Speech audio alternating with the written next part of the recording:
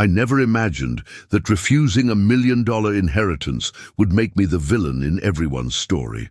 My name is Marcus Chen. I'm 28 years old, and I grew up in the Connecticut State Home for Children, a place where dreams were small and expectations even smaller. I spent 16 years in that system, moving between foster homes and group facilities, learning early that attachment leads to disappointment and that the only person you can truly rely on is yourself. I aged out at 18 with $500 in my pocket, a donated laptop, and a fierce determination to build something that was entirely mine. The orphanage wasn't the horror story you see in movies.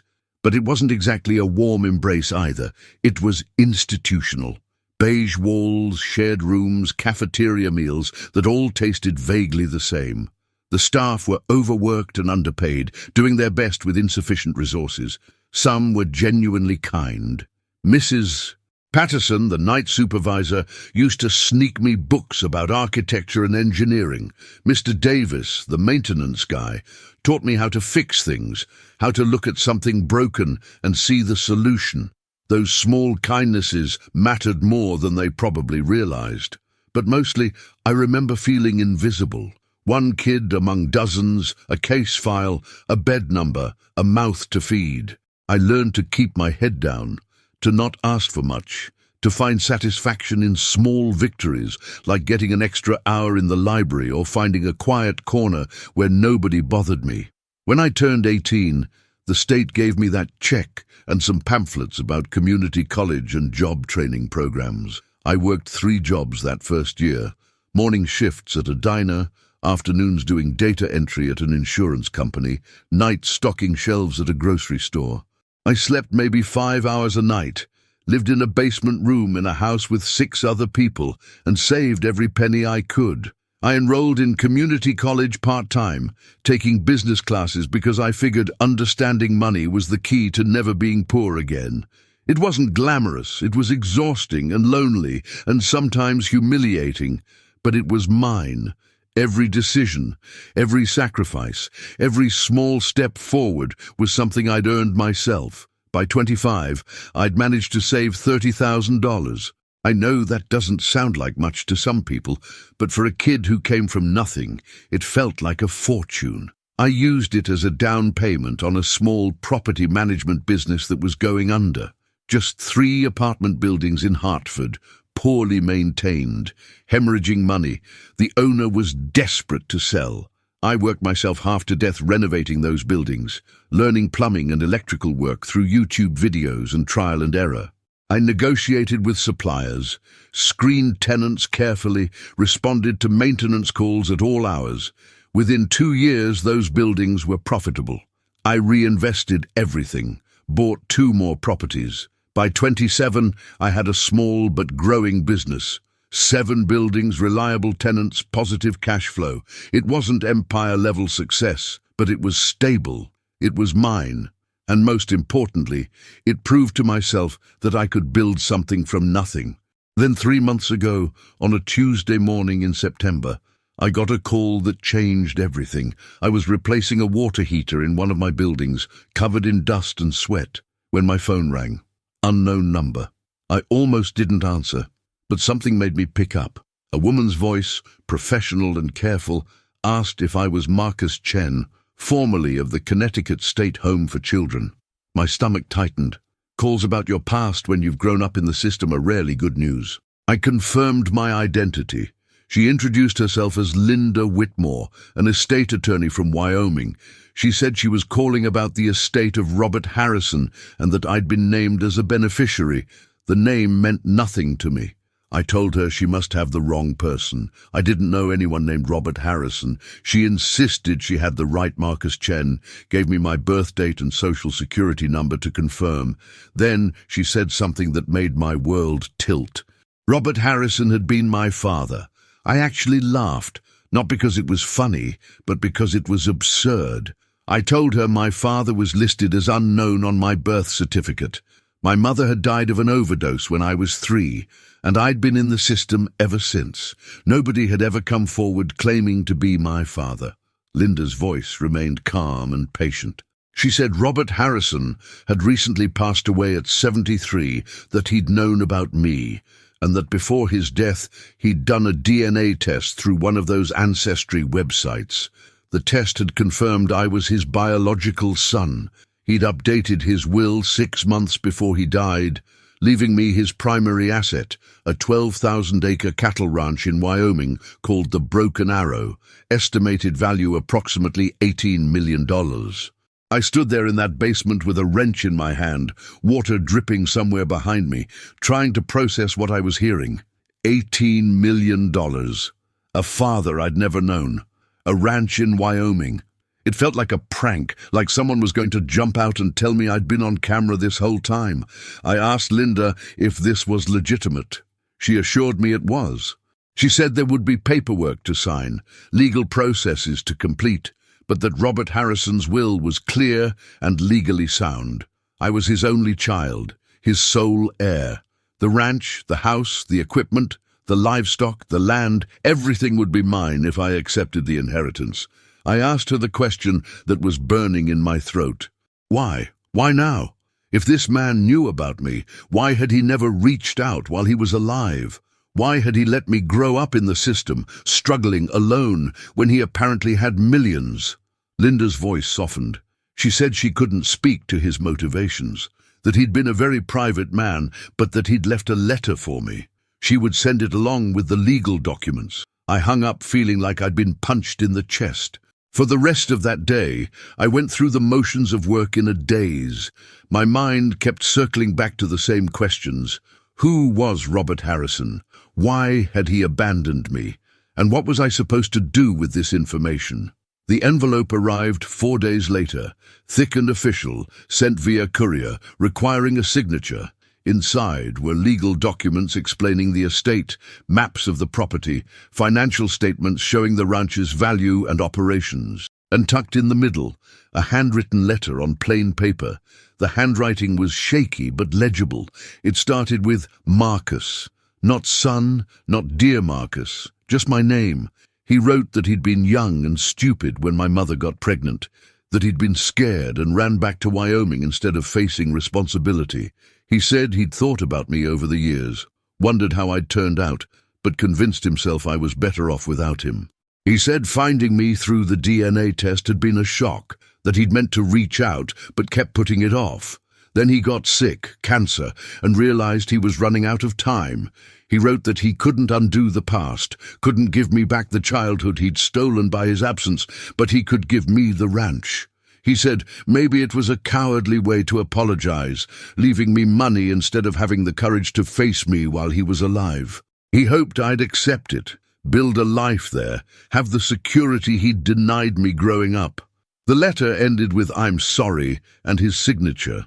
I read that letter 3 times sitting at my kitchen table in my small Hartford apartment. Each time, I felt a different emotion. First, anger.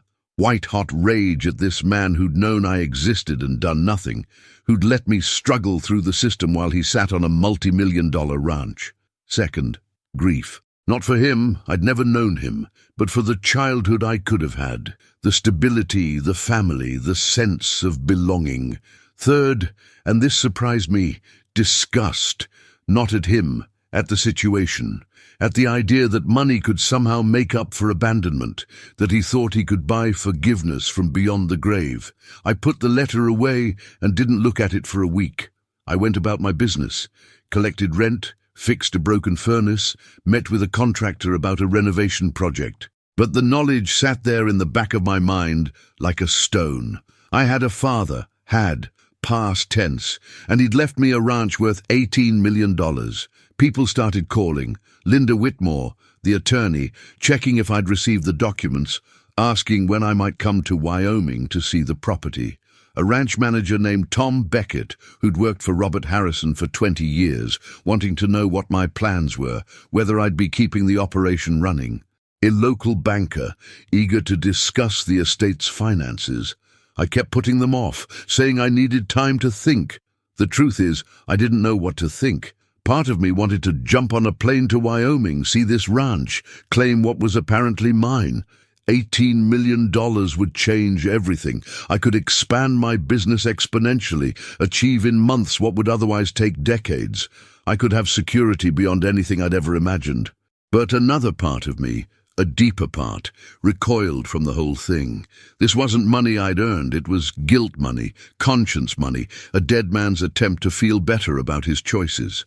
Accepting it felt like saying what he did was okay, like I was putting a price tag on my abandonment and agreeing that $18 million was fair compensation. I decided to go see it, not to accept it, just to understand what I was dealing with. I flew to Wyoming on a Friday in late September, rented a car in Casper, and drove 2 hours into ranch country. The land out there is different from Connecticut, vast and empty in a way that's almost overwhelming. Big sky, rolling plains, mountains in the distance. The Broken Arrow Ranch sat in a valley with a river running through it, 12,000 acres of grazing land that seemed to stretch forever. The main house was large but not ostentatious, a 2-story log structure with a wraparound porch. There were barns, equipment sheds, a bunkhouse for ranch hands. Cattle dotted the landscape, black against golden grass. Tom Beckett met me at the house. He was in his late 50s, weathered face, calloused hands. The kind of man who'd spent his whole life working outdoors. He shook my hand firmly and said he was glad I'd come. He'd prepared coffee and gave me a tour of the property in his pickup truck. He talked about the operation with clear pride.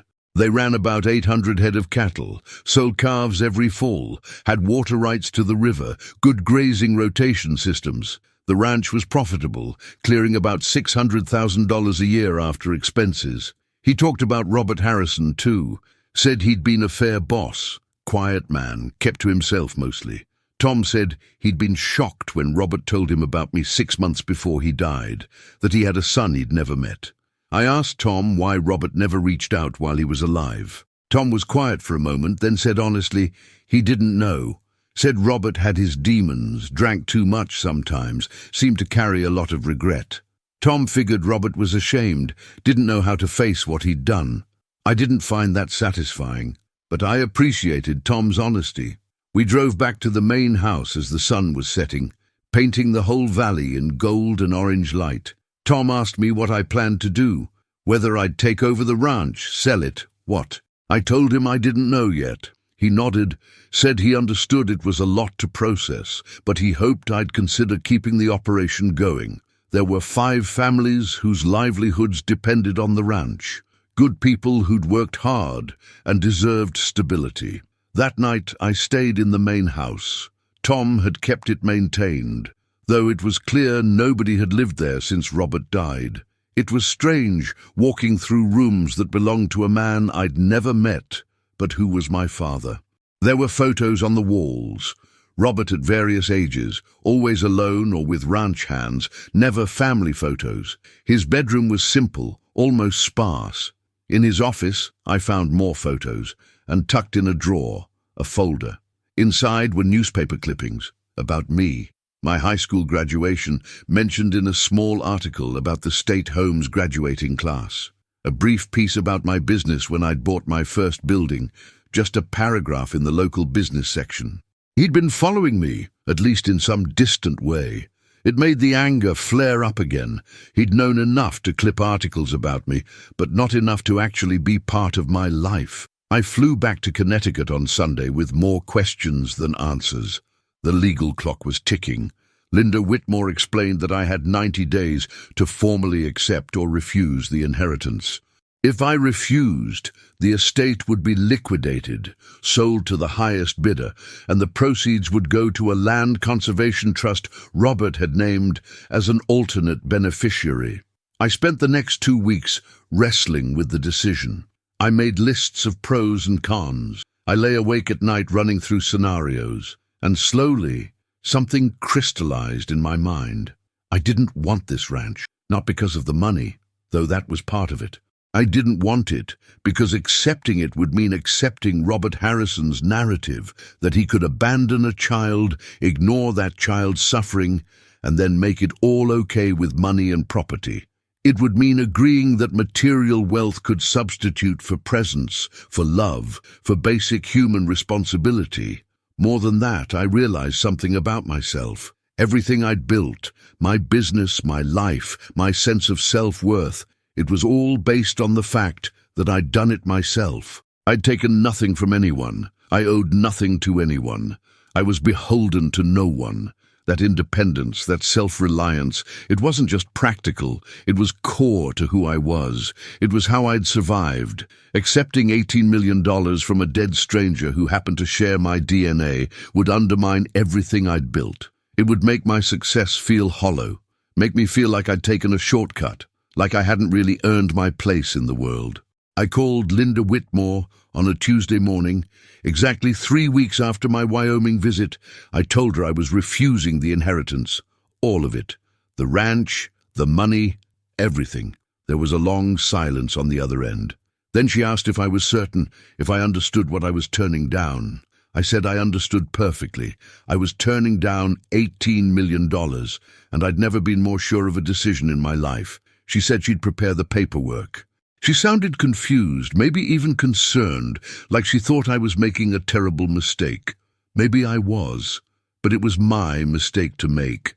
I thought that would be the end of it. I was wrong. Word got out fast. Small-town Wyoming, people talk. Tom Beckett called me upset, saying I was throwing away not just my own future, but the future of everyone who worked at the ranch. If it got sold to some corporate outfit or developer, those jobs would disappear. I tried to explain my reasoning, but he didn't want to hear it. He said I was being selfish and stupid, that Robert had tried to do right by me, and I was spitting on his grave. He hung up angry. Then the media got involved. A local Wyoming newspaper ran a story, "Orphan Refuses Multi-million-dollar Inheritance." It got picked up regionally, then nationally. Suddenly, I was getting calls from reporters asking why I'd turned down such a fortune. I refused to comment, which only made them more interested. If you've made it this far in the story, I'd love to hear from you. What would you do in Marcus's position? Would you take the money, or would you refuse it like he did? Drop a comment below and let me know your thoughts. And if you're finding this story compelling, if it's making you think about what really matters in life, please hit that subscribe button. This channel is all about real stories, difficult choices, and the courage it takes to stay true to yourself, even when the whole world thinks you're crazy. Your support means everything, and I read every single comment. Now, let's continue with what happened next. The real trouble started when people from my past began emerging. Other kids I'd grown up with in the system started posting on social media. Some were supportive, saying they understood my decision, respected my principles. But others were angry, really angry. A guy named Derek, who'd been in the same group home as me for 2 years, posted a long rant about how I was privileged and ungrateful. He said I'd taken the easy route by refusing the money, that I could afford to be principled because I already had a successful business, while people like him were still struggling. He said if I didn't want the money, I should have accepted it and given it to people who actually needed it, people like the kids still in the system. His post went viral, got thousands of shares. I hadn't thought about it that way. The guilt hit me hard. He had a point, didn't he? I could have accepted the inheritance and used it to help others, funded scholarships, improved conditions at group homes, helped kids aging out of the system. Instead, I'd let my pride dictate my decision, and now that money would go to a land trust. Don't get me wrong, conservation is important, but was it more important than helping vulnerable kids? I spent 3 days barely sleeping, second-guessing everything. But then I realized something. Derek's argument assumed I owed something to the collective, that because I'd come from the system, I had an obligation to be a savior to others still in it. But I'd never asked to be anyone's hero. I'd fought my own battles, built my own life. The idea that I should accept blood money just to redistribute it put me in an impossible position. It made Robert Harrison's abandonment somehow my responsibility to fix. The media attention intensified. I did one interview with a journalist from a major newspaper who seemed genuinely interested in understanding my perspective rather than just getting clickbait. I explained that some things matter more than money. that accepting the inheritance would have felt like putting a price on my childhood trauma, like agreeing that $18 million made up for growing up without a father. The journalist wrote a balanced piece, but the headline was still sensationalized. Man turns down fortune, chooses pride over pragmatism. The comment section was vicious. People called me an idiot, said I was cutting off my nose to spite my face, that I'd regret this decision when I was old and struggling. Others said I was virtue signaling, that nobody actually turns down that kind of money, and I must have some angle. Then my business started suffering. 3 of my tenants gave notice within the same week. When I asked why, they were evasive, but I eventually learned that they'd been approached by other landlords offering better deals. Landlords who'd heard about me in the news and saw an opportunity to poach tenants from the crazy guy who refused millions. One of my business loans came up for renewal, and suddenly the bank was being difficult, questioning my judgment and financial stability. The loan officer, someone I'd worked with for 3 years, actually asked me during a meeting if I was mentally sound. I was furious, but kept my composure. I pointed out that my business metrics were strong, that my personal decision about an inheritance had nothing to do with my professional competence. The loan got renewed, but the relationship was damaged. People in my life started taking sides. My girlfriend Jenna, who I'd been seeing for 8 months, was supportive at first, but as the public criticism mounted, she began expressing doubts. She'd ask questions like, "Did you really think this through? And don't you think you're being a bit extreme?" We had a big fight about it one night. She said I was letting my anger at a dead man dictate my life choices, that I was being stubborn and irrational. I said if she couldn't understand why this mattered to me, then maybe she didn't know me as well as I thought. She left angry. We broke up 2 days later via text message. She said she couldn't be with someone who made decisions based on emotion rather than logic. It hurt more than I wanted to admit. Mrs. Patterson, the woman who'd been a night supervisor at the children's home and who'd stayed in touch over the years, called me. She was one of the few people whose opinion I truly valued. I expected her to support my decision, to understand, but she surprised me. She said gently that she thought I might be making a mistake, not because of the money itself, but because I was closing a door that could never be reopened. She said that turning down the inheritance wasn't just about refusing money.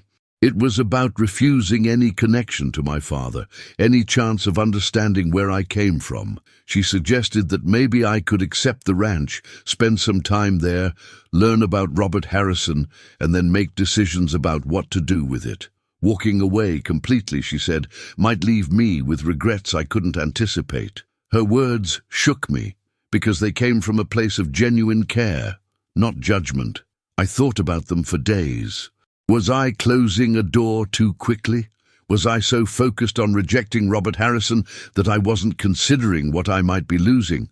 I called Linda Whitmore and asked if it was too late to change my mind. She said technically no. The 90-day period hadn't elapsed yet, but the refusal paperwork was already in process. More importantly, she asked me a pointed question. Was I reconsidering because I genuinely wanted the inheritance, or because I was reacting to external pressure? I didn't have a good answer. I decided to do something I'd been avoiding. I reached out to the Land Conservation Trust that would receive the estate if I refused it. I wanted to understand what they'd do with the property.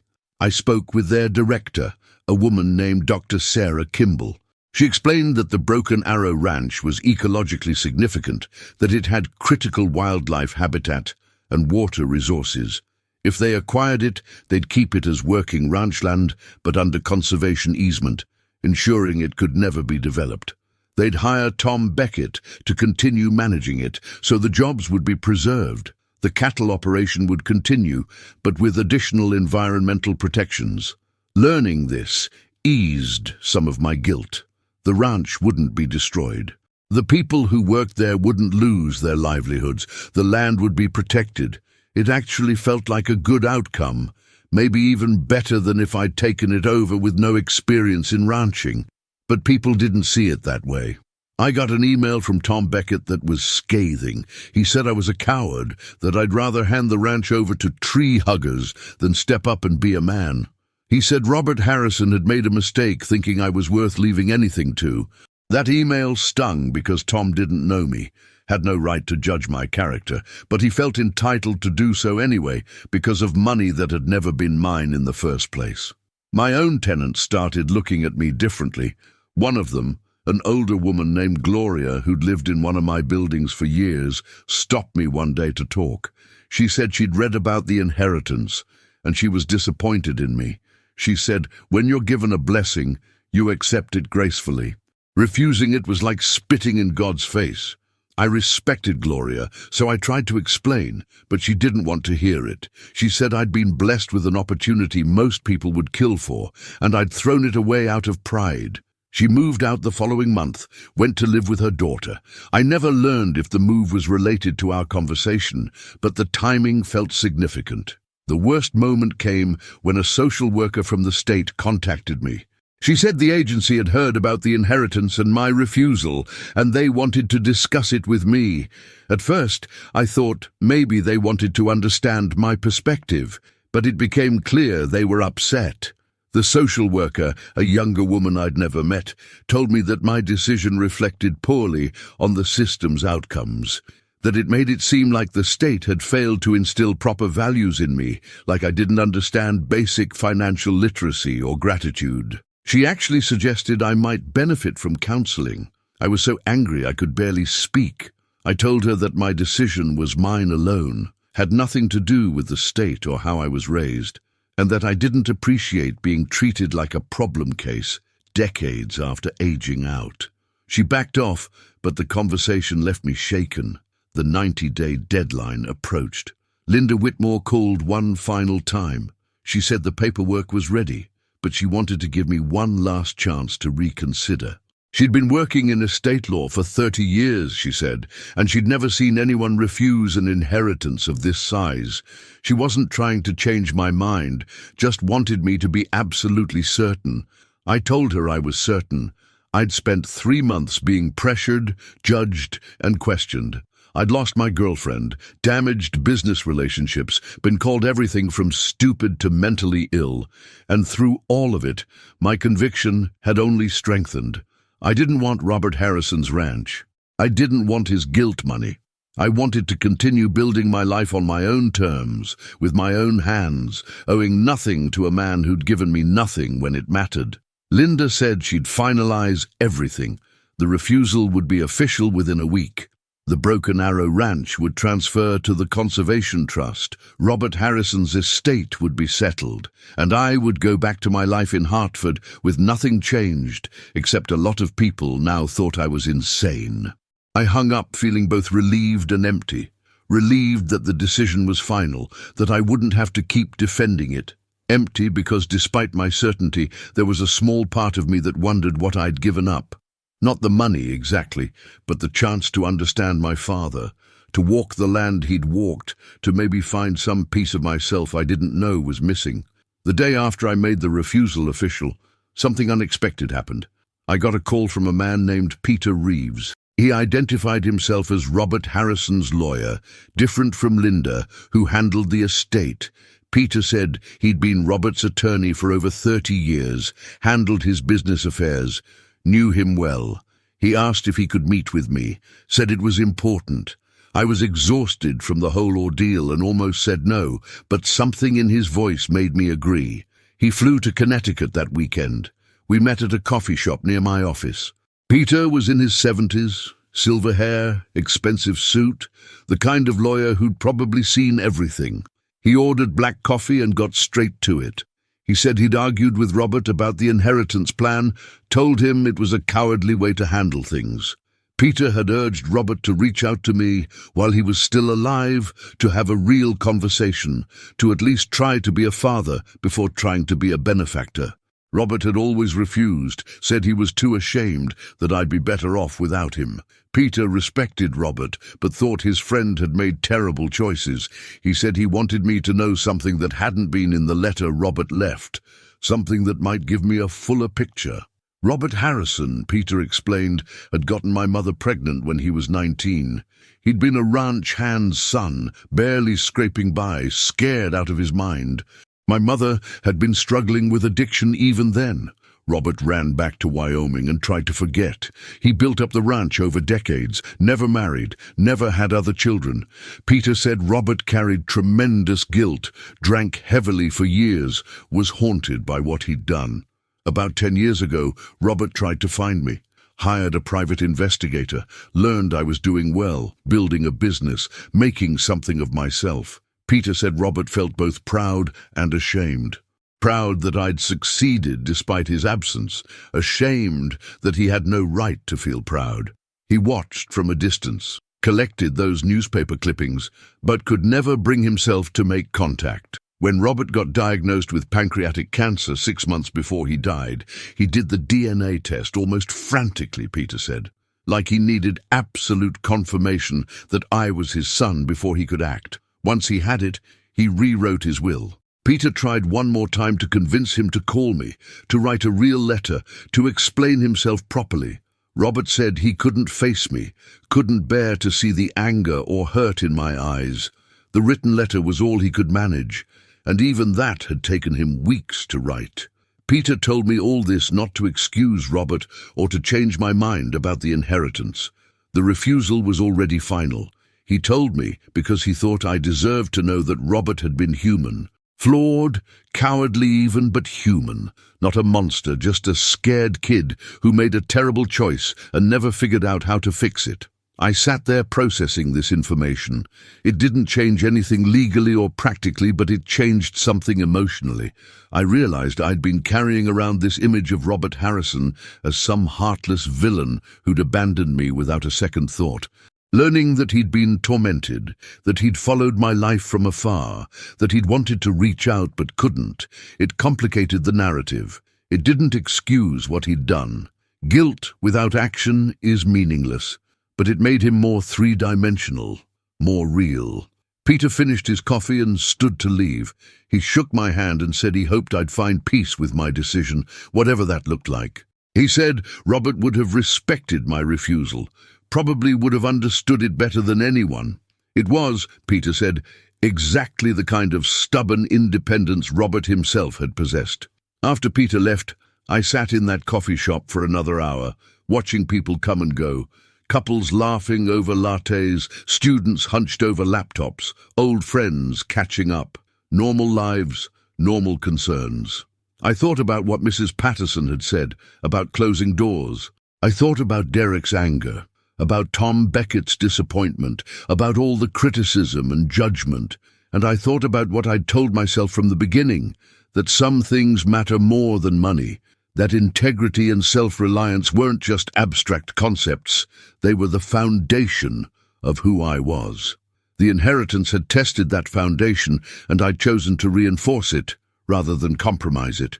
The media attention gradually faded. There were new stories, new controversies for people to argue about. My business stabilized. I replaced the tenants who'd left with new ones. The difficult loan got renewed without incident. Life returned to something resembling normal, though I'd changed in ways I was still figuring out. I'd learned that people feel entitled to judge decisions they haven't had to make, that everyone has opinions about what you should do with opportunities they haven't been offered, that standing alone is harder than I'd imagined, but also more important. 3 months after the refusal became official, I got a package in the mail. No return address, just a Wyoming postmark. Inside was a photo I'd never seen before. It showed a young man, maybe 19 or 20, standing beside a pregnant woman. They were both smiling, arms around each other, looking hopeful. On the back, in faded ink, someone had written, "Robert and Marie, 1996. My parents, before everything fell apart. Before he ran, before she succumbed to addiction, before I existed in any meaningful way. They looked so young, so unprepared for what was coming. I stared at that photo for a long time. My father's face, so similar to mine in structure if not in experience. My mother's face, which I barely remembered from my earliest childhood memories. There was a note in the package too. from Tom Beckett. It was short and stiff, clearly difficult for him to write. He said he'd been going through Robert's things, found the photo, thought I should have it. He said he'd been wrong to judge me so harshly, that it wasn't his place.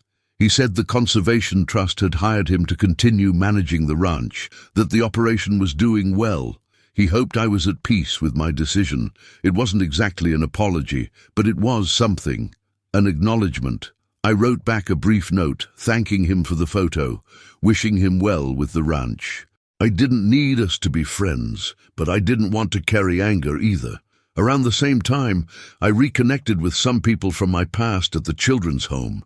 Not Derek, who was still posting angry things on social media, but others. A woman named Keisha, who'd aged out 2 years before me, reached out. She said she'd followed the story, and she wanted me to know she understood why I'd refused. She said we spend our whole childhoods powerless, having decisions made for us, living according to other people's rules. When you finally get power over your own life, she said, you protect it fiercely, even when it costs you, even when people think you're crazy. She got it in a way most people couldn't. We met for dinner, talked for hours, and it felt like finding a piece of home I didn't know I'd been missing. I also heard from Dr. Sarah Kimball at the Conservation Trust. She sent a formal letter thanking me for what she called my selfless decision to allow the ranch to be preserved. They were already implementing conservation measures, protecting riparian zones, monitoring wildlife populations. She invited me to visit if I ever wanted to see what they were doing. I didn't respond immediately. The idea of going back to Wyoming, walking that land again, felt complicated, but I kept the letter. Maybe someday. My business continued to grow. I bought another building, then another. Not because I was trying to prove anything or make up for the inheritance I'd refused, but because it was what I'd always planned to do. Build slowly, sustainably, on my own terms. I hired my first employee, a young guy named Andre, who reminded me of myself at that age. Hungry, smart, willing to work hard. I taught him what I knew, gave him opportunities I'd had to create for myself. It felt good to mentor someone, to pass along the knowledge I'd accumulated through trial and error. I went to therapy, not because I thought I'd made the wrong decision, but because I wanted to understand myself better, to process the complicated emotions around my father, my childhood, the inheritance. The therapist, Dr. Nguyen, was good. She didn't try to tell me what I should have done or analyze my decision. She just helped me explore what it all meant. We talked about abandonment, about self-worth, about the difference between pride and self-respect. She said something that stuck with me, that refusing the inheritance was about protecting my narrative. The story I'd built about myself, rising from nothing through sheer determination, was central to my identity. Accepting $18 million would have disrupted that narrative, made me feel like I'd been rescued rather than self-made. And for someone who'd never been rescued, who'd survived by being self-reliant, that disruption would have been more costly than any amount of money. Winter came, cold and grey in Connecticut. I spent Thanksgiving alone in my apartment, working on plans for a new property. It didn't feel lonely, just quiet. On Christmas Eve, Mrs. Patterson invited me to dinner with her family.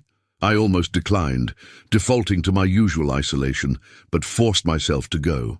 It was warm and chaotic, kids running around, multiple generations crowded around a table.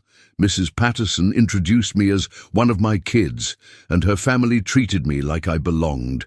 Her grandson, maybe 8 years old, asked me about the ranch he'd heard about on the news. Before Mrs. Patterson could shush him, I told him the truth. I said sometimes you have to turn down good things for the right reasons, even when people don't understand.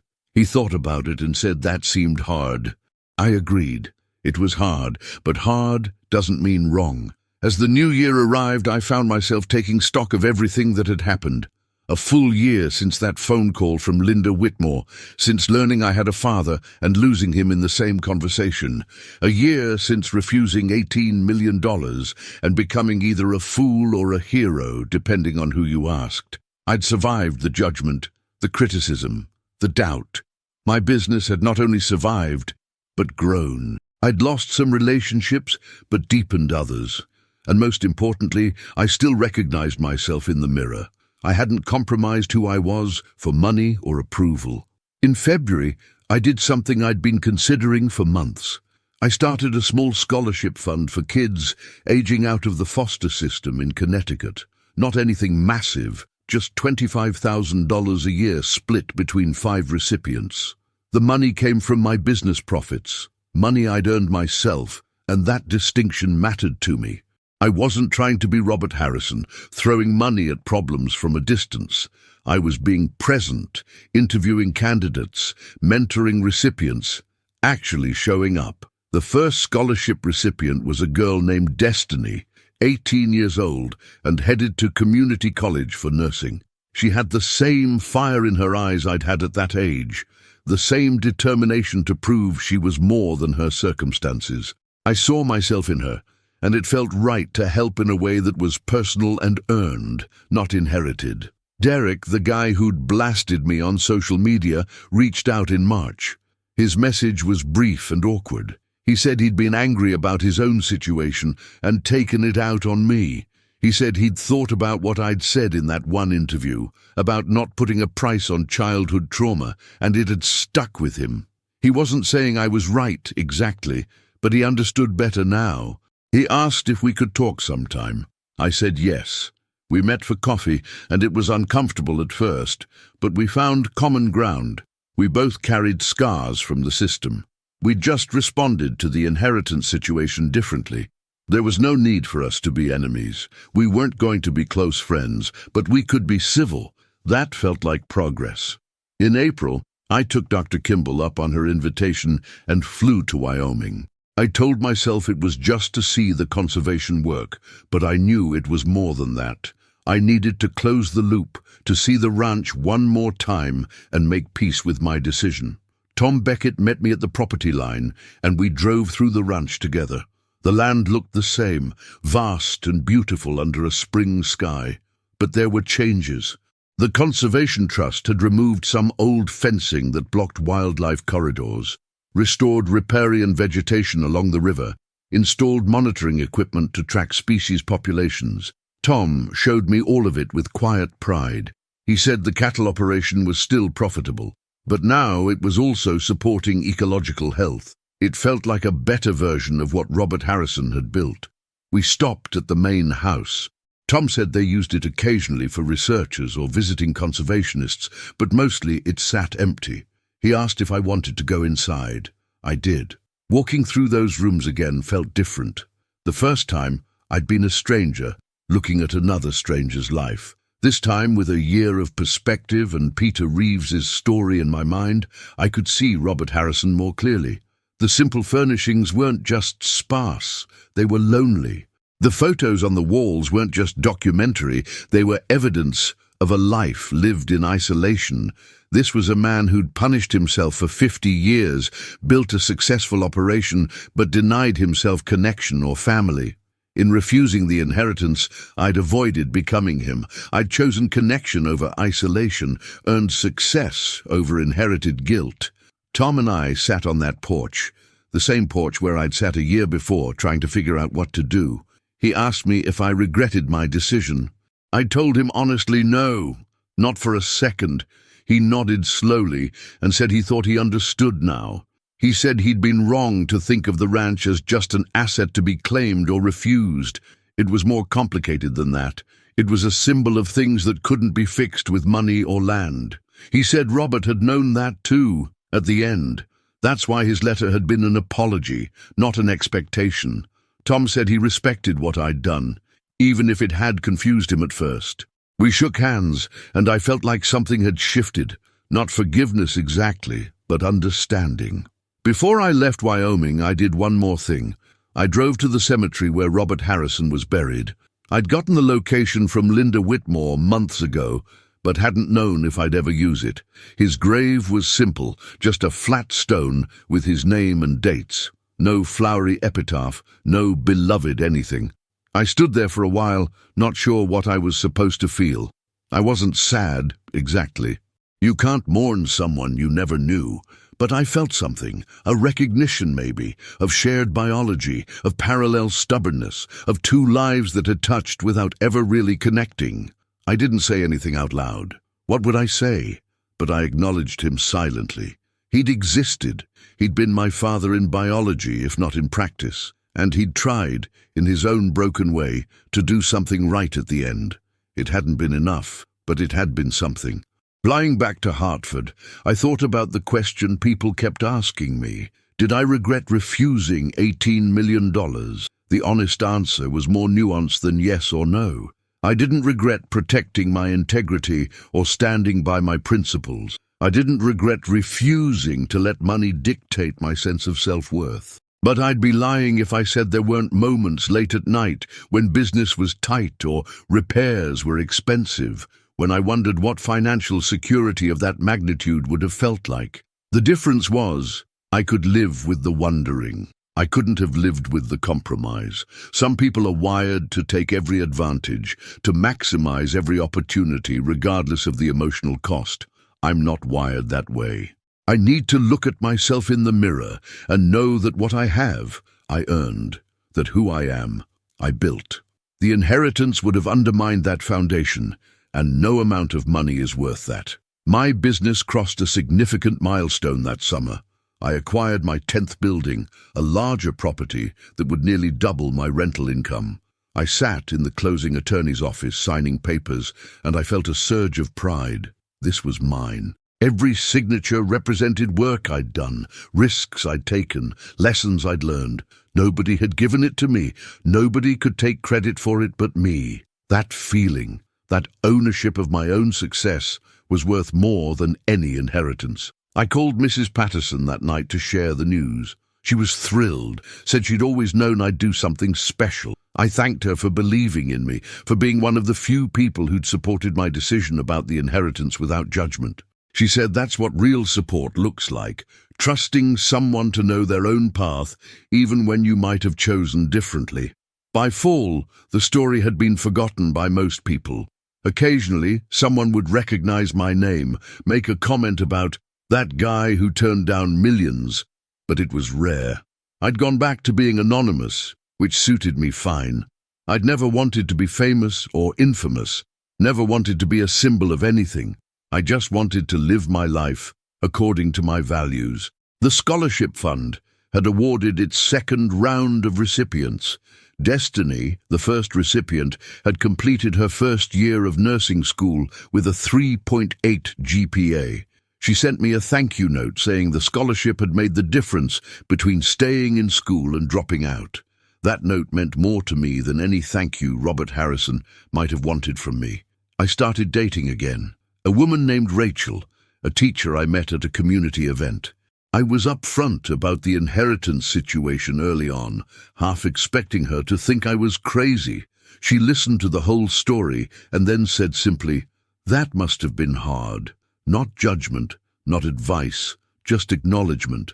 We'd been seeing each other for a few months now and it felt healthy, balanced. She understood that my independence wasn't about pushing people away. It was about knowing who I was at my core. She respected that, and I respected her for it. The second anniversary of Robert Harrison's death passed without fanfare. I noted the date but didn't dwell on it. The Conservation Trust sent me their annual report on the ranch. Wildlife populations were thriving. The cattle operation continued successfully. The land that Robert had built was being stewarded well. In a strange way, refusing the inheritance had led to a better outcome than if I'd accepted it. I would have been a reluctant rancher, resentful of the burden, probably would have sold it eventually. This way, the land was protected in perpetuity, jobs were preserved, and I'd maintained my integrity. Everyone won, even if they didn't all see it that way. Looking back now, 28 months after that phone call that changed everything, I can say with certainty that I made the right choice. Not the easy choice, not the choice most people would make, but the right choice for me. I learned that other people's opinions about your life carry weight only if you give them weight. That integrity isn't just about being honest with others, it's about being honest with yourself. That money can solve a lot of problems, but it can also create new ones, especially when it comes with strings attached to your past and your identity. I learned that being self-made isn't about refusing all help or support. It's about maintaining agency over your own narrative. It's about being able to look at what you've built and know that you built it, that it reflects your choices, your work, your values. The inheritance would have been a shortcut, but shortcuts have costs. They rob you of the journey, the growth that comes from struggle, the satisfaction of overcoming obstacles with your own strength and ingenuity. I also learned that family is complicated. Robert Harrison was my father biologically, but he was never my dad. He made choices that shaped my life in his absence. Refusing his inheritance wasn't about punishing him. He was beyond punishment. It was about refusing to let his guilt become my identity, about drawing a line between his story and mine. We shared DNA, but we didn't share a life, and I'd built a life I was proud of without him. Accepting his money would have blurred that line, made his choices part of my success story. I didn't want that. I wanted my story to be mine alone. The kids I work with through the scholarship fund sometimes ask me about the ranch, about whether I ever think about what might have been. I tell them the truth. Yes, sometimes I think about it. I wonder what it would have been like to own all that land, to have that kind of financial security. But then I think about who I'd have had to become to feel comfortable with it, and I know I made the right choice. I tell them that life is full of crossroads, moments when you have to choose between what's easy and what's true to who you are. Those moments define you more than success or failure ever will.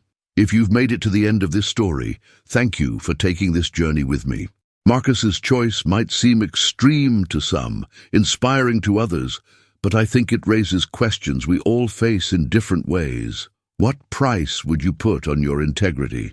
What would you sacrifice to stay true to yourself? I'd love to hear your thoughts in the comments below. What did this story teach you? Have you ever had to make a choice that went against everyone's advice but felt right in your heart? If this story moved you, if it made you think or feel something important, please subscribe to this channel. We share stories about real people facing impossible choices, about courage and integrity, and the strength it takes to stand alone when necessary. Your subscription helps these stories reach others who might need to hear them, people wrestling with their own difficult decisions and looking for the courage to choose authenticity over convenience. And please share your own story in the comments. This community is built on shared experiences, on the understanding that we all face battles others can't see. Your story might be exactly what someone else needs to hear today. From wherever you're listening, whatever crossroads you might be facing, remember that some things are worth more than money. Stay true, stay strong, and trust yourself to know the difference. Thank you for being here.